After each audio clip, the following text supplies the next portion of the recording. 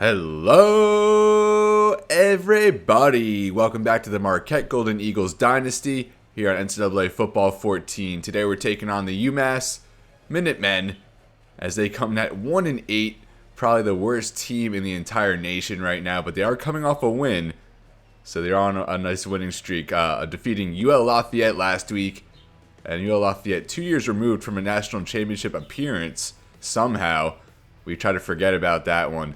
But Marquette, a tremendous win last week over number 10 Nebraska in Lincoln. Our first win over a top 10 team, as we've now won 6 straight against ranked opponents. Now, we come into this one, a much different atmosphere against a 1-8 team, but you can't take your foot off the gas, and you got to prepare for this game the same way you prepare for all the other ones.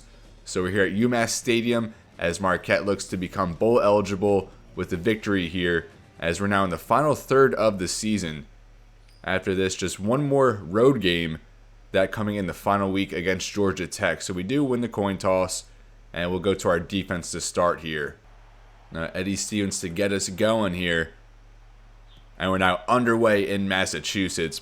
Marquette Golden Eagles looking to advance to 6-3 in year 4 of this dynasty. A good opening return here for the Minutemen, as that's taken all the way down to the 37 from Lorenzo Woodley. UMass bringing in the worst offense in the nation. A quick strike there for Woods, and they will get a first down on their first play. In every game this season except last week, UMass has been held to 14 points or less. Todd Stafford, the quarterback, no relation to Matthew Stafford, I believe. That's Richard Marshall on the tackle for loss. A 3rd and 2 now.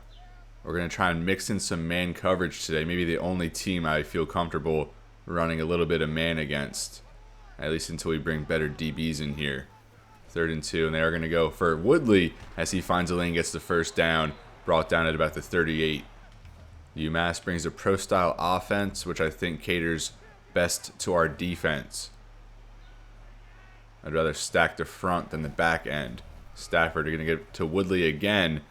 Palin can't bring him down, but then Lenny Butler there. Another 6 yards for Woodley. Some strong running out of the gate. 2nd and 4 now from the 33.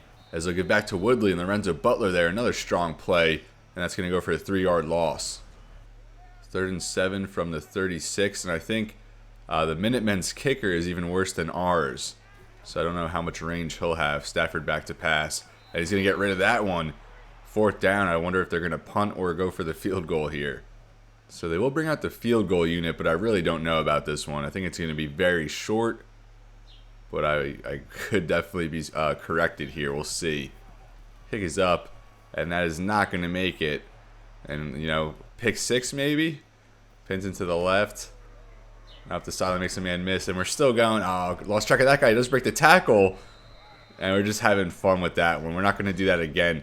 I think I've mentioned in past episodes you can kind of take advantage here of returns, especially on the field goals, but we'll give Pinson a chance here on those once in a while. Great field position here for Marquette, starting from the 48, and we are going to just give Bobby Goss, the offensive coordinator, play calling duties this week. See what he cooks up for us. Opening pass there for Childress, and that's broken up. 2nd and 10. Now Alexander and Jones each in the backfield, both of them with big games last week in the win over Nebraska. An opening give here for Alexander, and he'll get 5.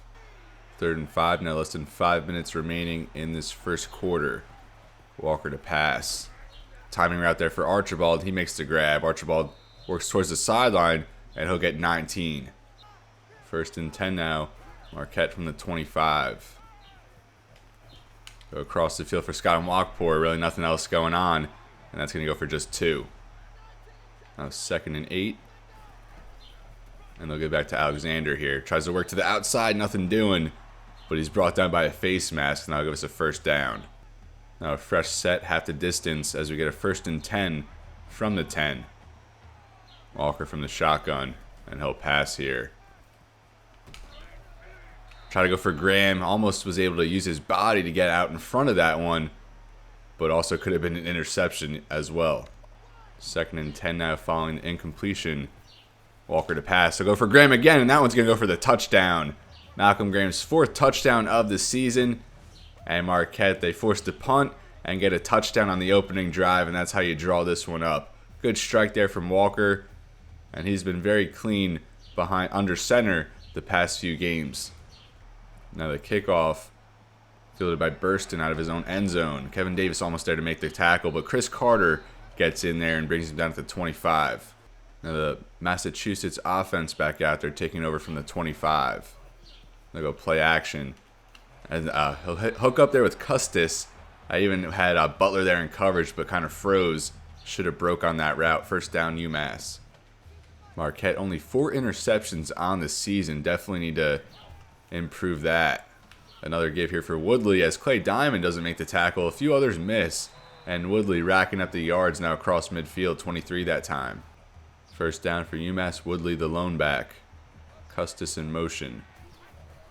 Stafford to pass here. He's going to have a man there on the slant. That's Harris. Shaquille Harris for 6 yards. 2nd and 4 now. Custis back in motion. Stafford takes the snap. Thought he's going to go downfield. He goes for Harris instead over the middle, and that's going to go for a drop. Now another 3rd down. Stafford now from the shotgun. And so he'll drop back to pass. This is going to be brought down from Mike Johnson. Mike Johnson from the blind side. He's really been coming along here in the past few weeks. Really asserting himself as another just really talented player on our front, which is definitely the strength of our defense. Now 4th and 11, UMass going to try another long one. This one from like 56, 57 yards. And like I said, we're not going to take advantage with Pinson. We'll just take over from the spot. That field goal didn't even make it to the tip of the end zone. Now Marquette from the 39. I'll go with the speed option here for Craig Jones. Really no acceleration off the pitch, but still gets ahead for 7.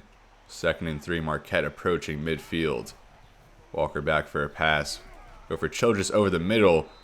And that's a short gain, but effective. 7 yards and a first down. And Doug Childress, now our wide receiver 2. And he's been probably our most reliable target. I don't think he has any drops on the season. Maybe one at some point, but now maybe we'll see one in a more expanded role. Now 1st and 10, Marquette across midfield. Go back to Craig Jones. He's going to reverse the line, and he'll work ahead for another 5. 2nd and 5 now as we hit the minute mark here in this first quarter. Quick one there from Malcolm Graham, and he secures that 6 yards and a first down. 1st and 10, Michael James into the game for the first time as he gets the carry. And a strong run ahead for 4. Now Dusty Alexander back there, the team's leading rusher entering this game. We'll go with the toss. Really don't run the toss at all. And that poor acceleration kind of showing you why. We had a lot of space. Could have probably worked out, but UMass in for a loss. And that will take us into the second quarter. 7-0 lead for Marquette. Looks like we're coming out of the gate clicking on all cylinders. Our offense moving the ball, our defense making stops. But the lack of field goal kicking for UMass, kind of what we felt earlier in the season. But we were able to adapt and kind of work around it. But 2 long field goal misses for UMass, and they're going to hang a lot of points on the board. And now a 3rd and 6 to open the second quarter. Marquette from the 33. I want to put Pinson on a out, actually, working against the cushion. And that does work. A first down for Marquette, 8 yards to Pinson. And apologies, folks, if I sound a little off. Didn't get much sleep last night, so I figured why not. I'll just get another game in. 1st and 10 now. Dusty Alexander trying to run behind a block, but runs into the block. And that's Tito Cruz at right guard. I think he's been our weakest link on the O-line this season. He's going to try skinny posts here, but I don't know if I like this look. Let's try and get Childress vertical and see if he can beat that press. They do go back and cover 2 or zone there, but we still find Childress for the 24-yard touchdown. I think just his 2nd of the season. And like I said, we put him up into the wide receiver 2 role. And I thought that safety was there in that zone, but I get a good ball from Walker to beat it. And we're now up 14-0. The Minutemen have moved the ball surprisingly well on offense, but some setbacks have forced them out of field goal range. And now another try here, as they go with another give for Woodley. Clay Diamond off the edge there to make the stop, just 3 yards. If we continue to pull away in this game, UMass is going to have to start just throwing it, and that could work to our advantage. I'm really trying to get at least a couple interceptions in this game. Another give for Woodley, And a good play off block by Philip Marshall. 3rd and 3, Stafford from the shotgun. As he will give to Woodley. And he does get the first down just barely. Now 1st and 10, UMass from the 35. And Stafford will keep as he breaks a tackle, breaks 2 tackles, and then finally a big hit there by Lenny Butler. A 5-yard rush from Stafford. Entering this week, Marquette with the 10th ranked recruiting class. Tied for the 2nd most commits up to this point. Stafford some time to throw, but he'll just have to get rid of that one. If you missed it at the end of last episode, we have added 2 pretty high caliber athletes to our recruiting board. And we do have a bye week after this game against UMass, so we're going to sim ahead, and we should have some progress on that front. As we stop Sharif Custis short, 4th and 2, we'll see if UMass wants to be aggressive. A good punt from UMass pins us at the 11. We'll see if we can drive down 89 yards and make it 3 consecutive touchdown drives. Opening give here for Craig Jones, and he's going to carry him, man. Turns a negative rush there into a positive gain, 3 yards. Last week, 3 of the top 6 teams fell, including number 2 Texas A&M. Now 2nd and 7, 3 tight ends on the field for the Golden Eagles. And I spun the wrong way there as Alexander brought down -3. Only 2 rushing yards for Alexander on 5 gives. And now 3rd and 11, we'll see what Marquette does here if they want to be aggressive. And I think we're just going to audible to an inside run. No need to really force a pass at this point, deep in our own territory, already up 2 scores. We'll see if Alexander can rip one up the middle. And I thought he had some space, but brought down after 6, a 4th and 5. And UMass a good defensive stand there. Eddie Stevens now on for his first punt of the day. Gonna try a little different approach this time. Do more of a line drive kick, but still the punt returner gets over. That's Burston. And he gets up the sideline. Works it to the 36. Good swing there. UMass winning the field position battle off those 2 punts. Now they take over inside Marquette territory. Stafford going to give for Woodley. And he'll work it to the left side. No one there as Reggie Watkins just barely brings him down. A shoestring tackle to save a touchdown. UMass coming in on a heavy front here. Woodley breaks the tackle and then brought down by Bobby Price. A 1-yard loss. 2nd and 11 now at the tip of the red zone. Another give for Woodley. Had a nice gap. And I think that was Bobby Price making a great tackle there in the lane. And stopping that run in its tracks. Now 3rd and 8 from the 17. 3rd and 8 now for the Minutemen. Stafford making an adjustment. Drops back to pass. Guy for a man for the end zone. And he gets that in for Burston. Just over the head there of Kevin Davis. And what a throw there from Stafford to squeeze it in. Good swing here generated by the Minutemen. They get that good punt. And what a catch there from Burston in the back of the end zone. Like I said, a step late there with Kevin Davis. And Stafford put that right where it needed to be. UMass now on the board. 2:28 remaining in the half. See if Marquette can add on here. And we'll start with a gift for Alexander. Kind of struggling to get going so far. But a good run there to the outside. He'll get 12. First down now for the Golden Eagles to give back to Alexander as he's brought down. A good lane opened up, but a good tackle there by UMass. 2nd and 4 now. We're going to go with that Archibald screen. Looked off and then had a man on the slant, but Derek Hogan got home before we could get the pass off. And a big play there by the UMass defense. Now 3rd and 9. Marquette backed up a little bit. As they won't get the snap off in time. Childress was in motion, and we could not get the snap off in time. A delay a game, and that's a bad offensive miscue. 3rd and 14 now. Walker to pass here, and a free rusher gets home. And this UMass defense really stepping up here to close this half. 4th and 24. They're going to get the ball back. They call a timeout. I think that was Justin Hill at right tackle. He's really struggled this year in pass protection. His 5th sack allowed, already exceeding last year's total. Now Eddie Stevens on for another punt. Definitely going to want to pin them back a little bit here.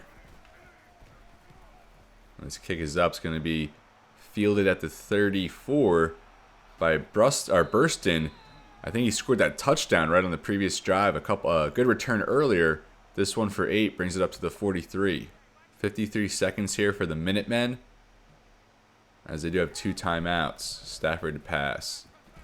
Going to swing that out to Morrow. A missed tackle from Kenny Johnson. And Morrow going to take this up the sideline. Pellin does get there to stop him. But a big play from Reggie Morrow, 48 yards. And we're just missing on a dive tackle there. Marquette crumbling at the end of this first half. Thought we were going to go on cruise control, as Woodley gets into the end zone.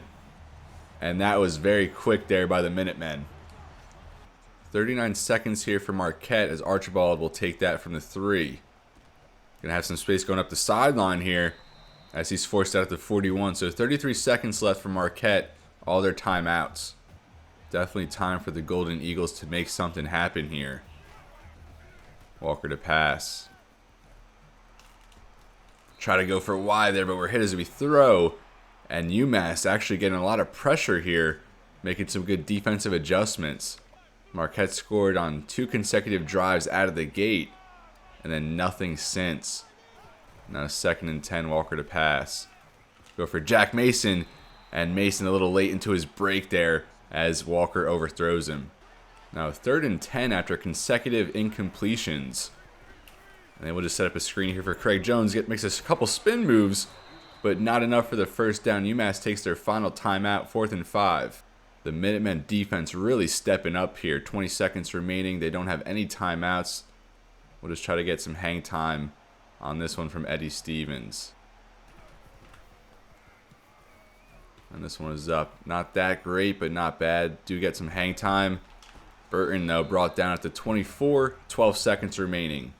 That'll do it here in the first half. Tied up 14-14.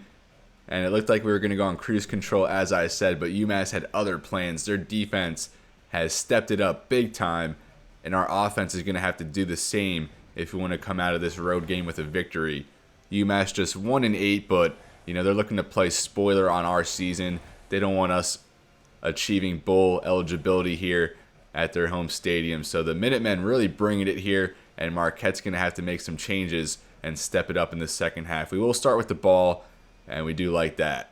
The Marquette offense comes out in the I formation to start, as they'll open with a gift for Dusty Alexander. He just gets that ahead for 3. Now Craig Jones out there, and he'll get a turn.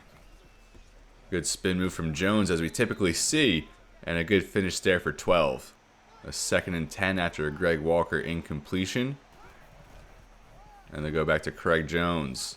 Sean Murphy gets out there in space, and Jones tripped up there, but gets ahead for another 10. And I can't say enough how good he's been in the second half. Now 3rd and inches, smack dab at midfield from the right hash. And they'll go with a gift for Alexander, and he'll get ahead for plenty. 1st and 10, Marquette in UMass territory. They'll give back to Craig Jones. And he gets tripped up and gets 6. 2nd and 4 coming up. 2nd down, Walker directly under center. He'll take the snap. And Cho just comes back to the ball. He just makes these crazy catches. He was supposed to break out there, but just stays vertical and comes back to make an impressive play there. And now 1st down for Marquette. They go with play action here. We'll have Jack Mason, and Mason makes the play. Probably his biggest catch so far. That one for 15. A 1st and goal for the Golden Eagles. 1st and goal from the 10. As they'll start this set with a give for Alexander as he spins ahead, gets 3 yards.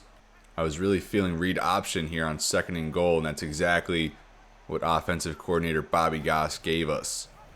Walker will keep. Try to spin away. Wasn't going to win the foot race to the edge. Had some promise, but Mike Rogers, a good play. 3rd and goal. We're going to go shallow cross here, but I think I'll audible to a run for James. And play this in like a 4-down territory, although we are stopped there at the 5. I thought we were going to get a little more out of that. A 4th and goal from the 5.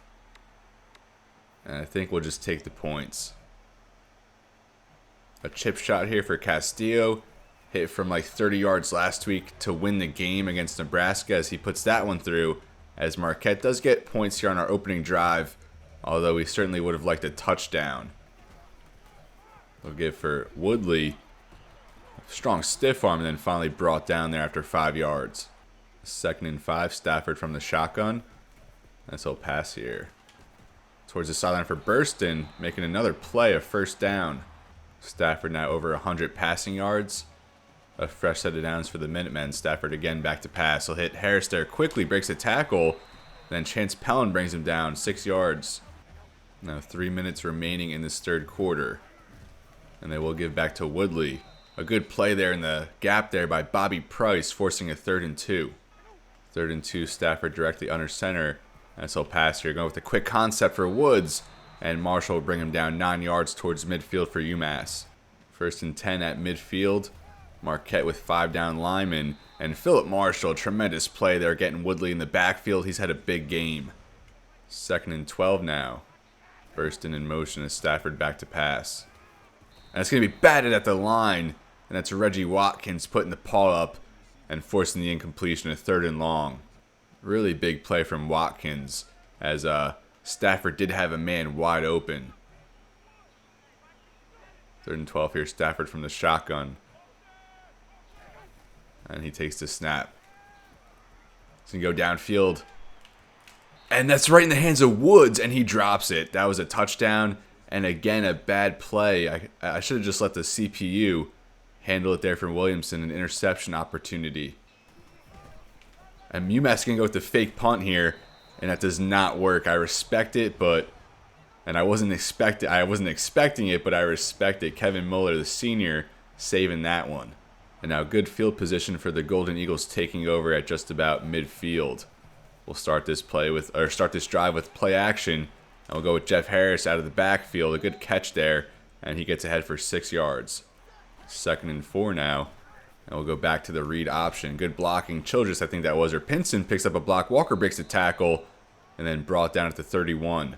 Now Michael James checks into the game. He'll get the carry. Sean Murphy getting out there in the second level as Michael James picks up 5. 2nd and 5 from the 27. Walker back to pass. Go towards the end zone for Childress, and we couldn't quite drop it in there. Gabriel Thomas, the pass deflection, and maybe we're getting a little greedy on that one. Now 3rd and 5, as we'll give to Dusty Alexander. Brought down there, a good run shoot there from the linebacker. 4th and 4, and we are outside of Castillo's field goal range, so we are going to have to go for it here from the 25. And we don't have to call a play here if we don't like the look, but I think Graham streaking there might be open. So 4th and 4 from the 25. Walker takes the snap. And we go for Childress off the back foot, and Childress makes the catch. How did that not hit the ground?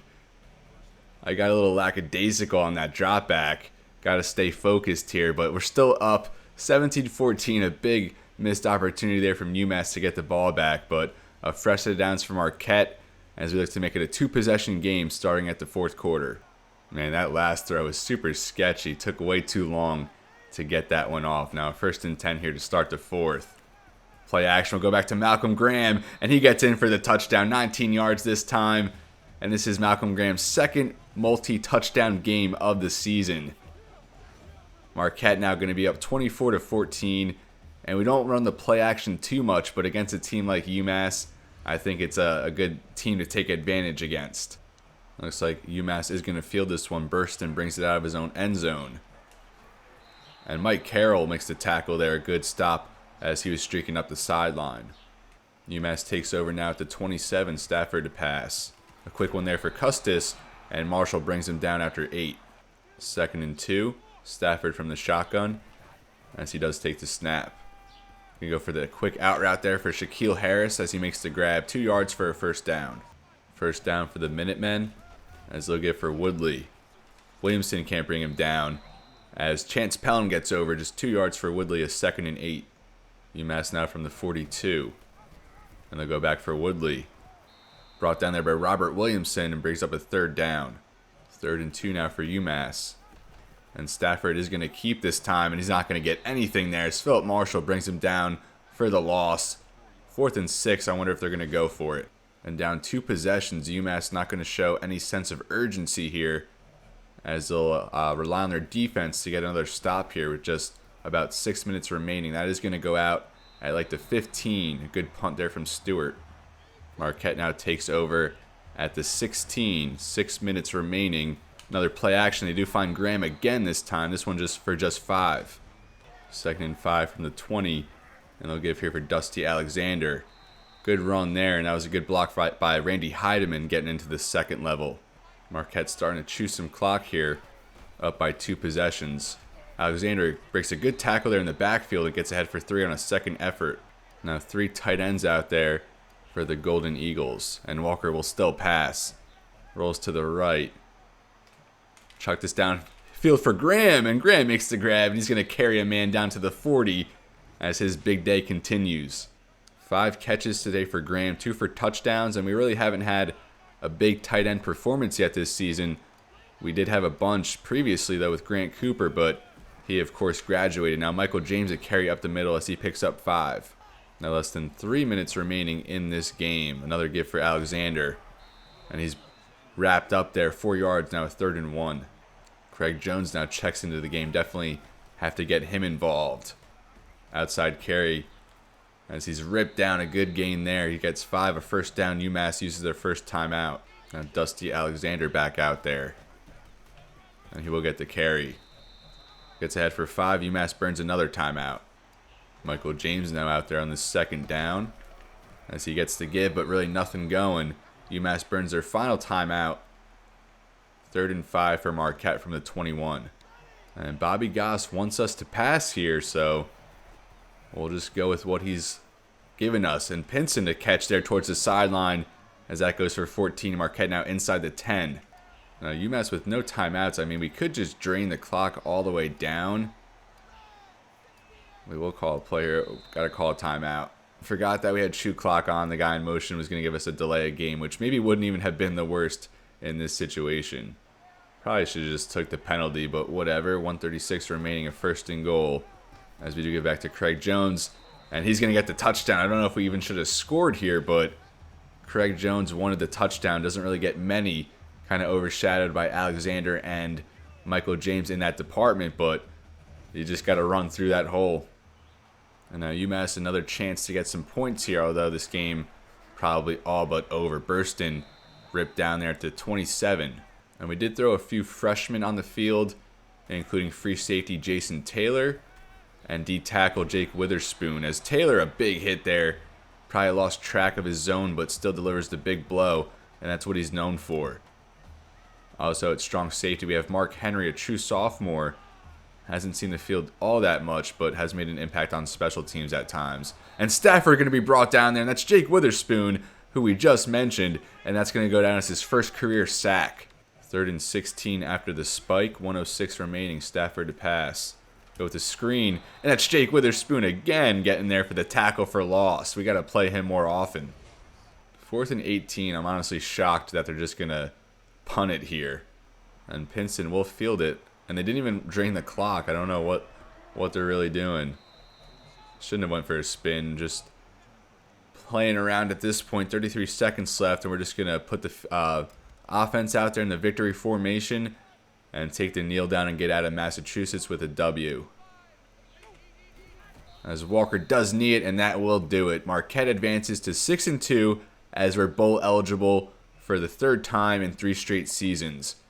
Now 6-2. We have, what are our last games? We have San Diego State next week, and then we finish with Senior Day at versus Virginia, and then we visit Georgia Tech. Both of those teams in the top 10 right now, as it's now official. A good win here. It looked like UMass was going to fight back, which they did in the second half, but we pulled away with 17 unanswered points in the second half, and that's kind of what we wanted the whole way. Greg Walker, the player of the game, very clean. 3 touchdown passes, although another game of under 200 passing yards, but we'll take the win no matter how it comes. And we rely on our running game, our defense, and that's exactly what we got here today. But 3 touchdown passes, the second time Greg Walker has done that this season. But that's going to do it here from UMass. I'll see you back for some recruiting updates. All right, so we're back here at our recruiting board. We did get a couple more commits, and we're going to check in on our athletes that we added to the board a few weeks back. So Todd Kemp's still our number 1 guy. We've been sticking with him the entire way. NIU, of course, is currently leading. They visited with him recently. We're only losing 5 each week, so I think going into the offseason, hopefully he lasts that long, which I think he should.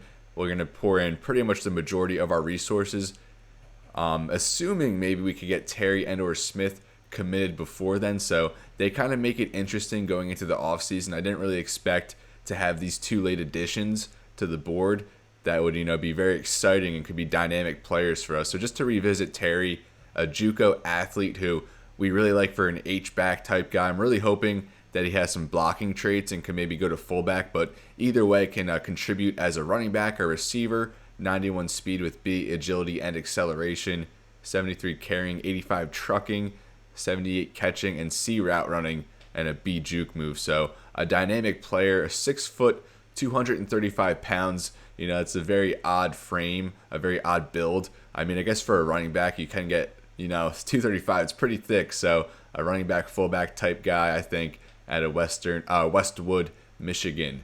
And then Jason Smith, 5'10", 175, a 4-star out of Landon, Ohio. Currently, Miami of Ohio is leading, but we're getting 40 each week. Both of these guys about like 45% locked. And Smith, we like him as a quarterback.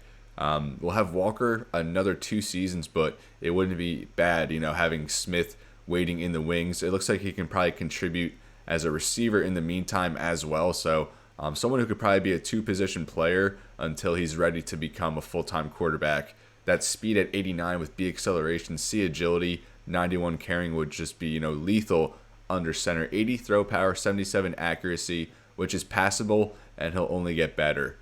Adam Thomas, we already have 4 defensive backs, so we're not really too torn on him if he were to commit to Minnesota or Wyoming. Still has a meeting with the Cowboys, I think, next week, and we're losing 40, so might be a golden gopher or might just carry into the offseason.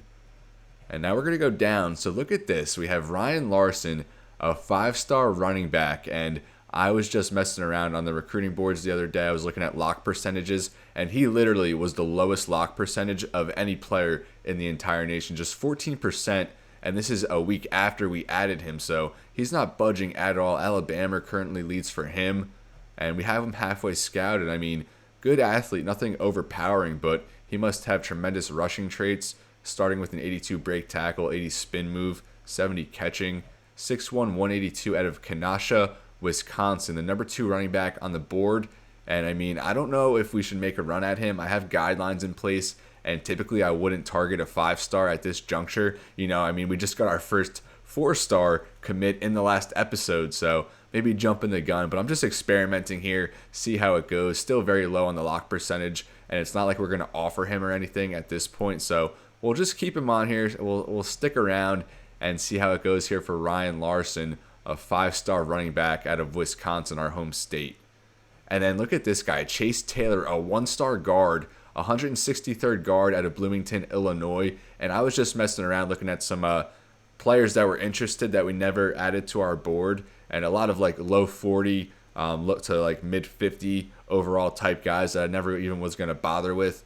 Never really even bothered with a 1-star, but we just added him, scouted him, and he jumped up 11 points to a 66.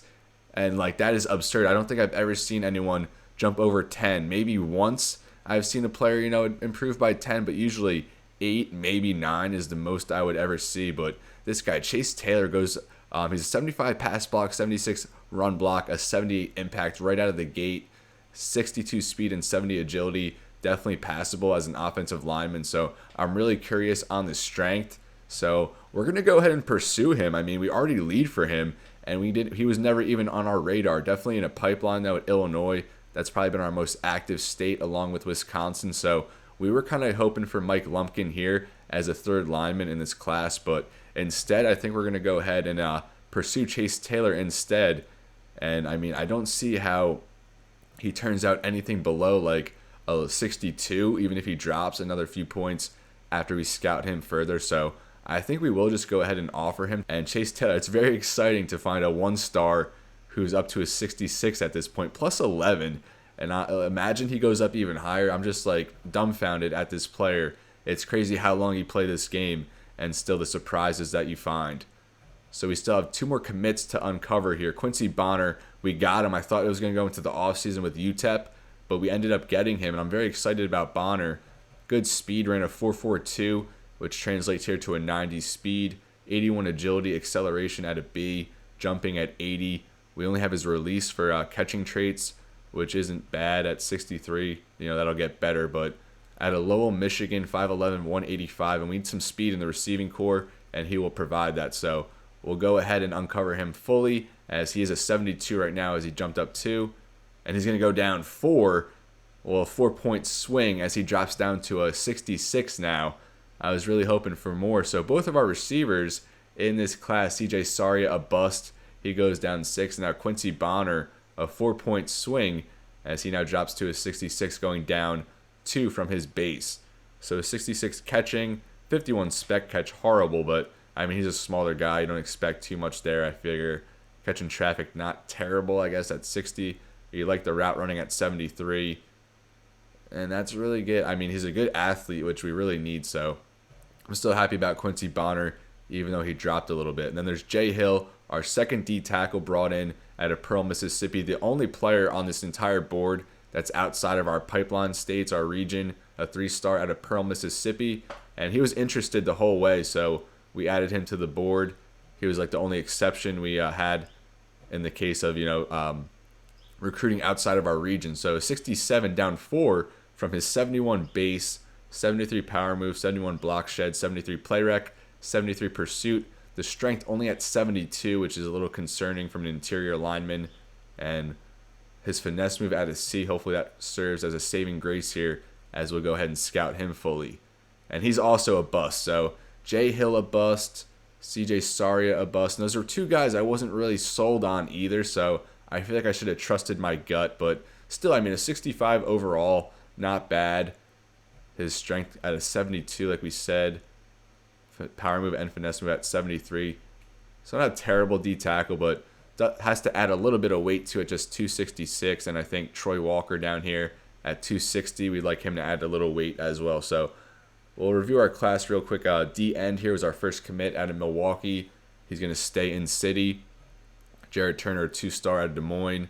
Troy Walker, another Iowa guy. Mike George, a fullback, who we're probably going to transition to tight end. We had no one interested in the nation at tight end, so Mike George was kind of our last option there as a 1-star fullback JUCO. Derek Perkins, a really good corner that we're high in the 24th corner. Robert Weber, just a 2-star, but he improved by 7, going up from a 60 to a 67. Omar Wilson was our top target, the top free safety out of Wisconsin. We got him. James Williams, he went up a lot after scouting as well, I believe. He went up +7 to a 65. Jimmy Fisher, really good run stopper. Anthony Edwards, 2-star middle linebacker. John Stovall, 2-star corner. CJ Saria, the 4-star, the first 4-star that ever signed, turns out to be a bust at 62 overall. Jed Brigham, the other 4-star we signed, a 67 overall D end, a top 20 D end in the nation. And then now Jay Hill and Quincy Bonner. So we're up to 15 commits. And, we have Chase Taylor here, Ryan Larsen, who we're just going to leave in limbo. We're not going to do anything over the top quite yet. Todd Kemp, and then Josh Terry and Jason Smith, I think, would round out what would be a phenomenal class here in year 4. Last time we checked out top classes, we were at 10, and now we have fallen to 17. West Virginia, Pitt, Michigan State, Minnesota, Nebraska, Mississippi State, TCU Navy at number 9, Stanford, Texas, Boise State, Notre Dame, Alabama, Oregon, Florida, and Oklahoma at 1 still, of course. And now we'll get an update on the top 25. Ohio State still undefeated after a win over Michigan State.